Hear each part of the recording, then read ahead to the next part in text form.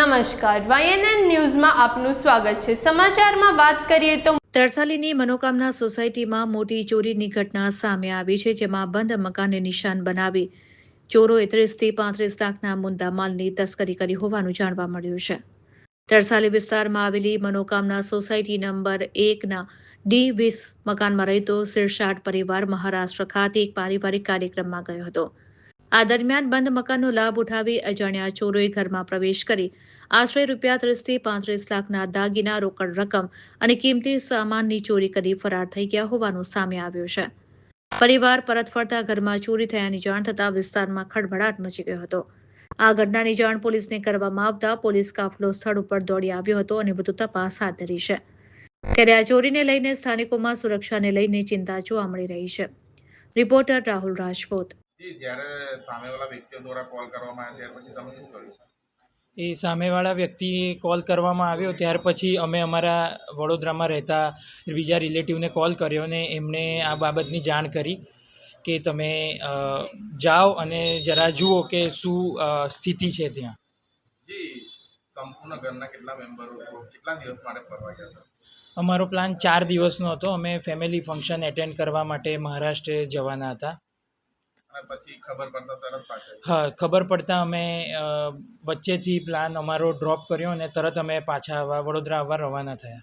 જી, આજના હિસાબ પ્રમાણે જે રીતનું તમારા પિતાશ્રીએ કીધું છે, કેટલી એમાઉન્ટ થાય છે આશરે? આશરે 30 થી 35 લાખની વચ્ચેની એમાઉન્ટ થઈ શકે। શું માંગ છે પ્રશાસન પાસે? પ્રશાસન પાસે અમે 24 કલાકની ઉપર થઈ ગયું છે। પ્રશાસને અમને એવો કોઈ વ્યવસ્થિત રીતે હજુ સુધી કંઈ જવાબ મળ્યો નથી અમને કે શું એ પગલાં લઈ રહ્યા છે કે લેવાના છે। શું માંગ શું છે? માંગ શું છે આપની? અમારી માંગ એવી છે કે અમને જલ્દીથી જલ્દી ચોર પકડાય ને અમને અમારો મહેનતનો જે સામાન છે, મહેનતના જે પૈસા છે એ પરત મળે। શું નામ? મારું નામ આશીષ છે, આશીષ શિરસાટ। જી, શું નામ છે આપનું, ક્યાં રહો છો અને શું ઘટના બની છે? મારું નામ દિનેશ પરશુરામ શિરસાટ છે। D20 મનોકામના સોસાયટી વિભાગ 1માં રહું છું। મારા ઘરમાં ઘરફોડ ચોરી થયેલ છે। કેવી રીતના જાણ થઈ? અમારી સોસાયટીની સામે, અમારા ઘરની સામે ના વ્યક્તિએ અમને ફોન કરીને, મારા દીકરાને ફોન કરીને જાણ કરેલ સવારે 6 વાગ્યાની આસપાસ। સંપૂર્ણ ઘરના લોકો બહાર હતા? હાજી। જ્યારે જાણ કરી તે સમય ઘરની અંદર કોઈ હતું? હા, કેટલા જણા હતા? 2 જણ હતા। એટલે 2 જણને લોકો દ્વારા જોવામાં આવ્યા હતા કે 2 જણ છે એવું? હા, 2 જણ છે। શું લઈને આવ્યા હતા? બાઇક લઈને આવ્યા હતા। કેટલી ચોરી થઈ છે? લગભગ 15 તોલા સોનું અને 500 ગ્રામ જેટલી ચાંદી અને બીજું અને રોકડ કેશ 2 લાખ। કેટલા સભ્યો રહે છે ઘરની અંદર?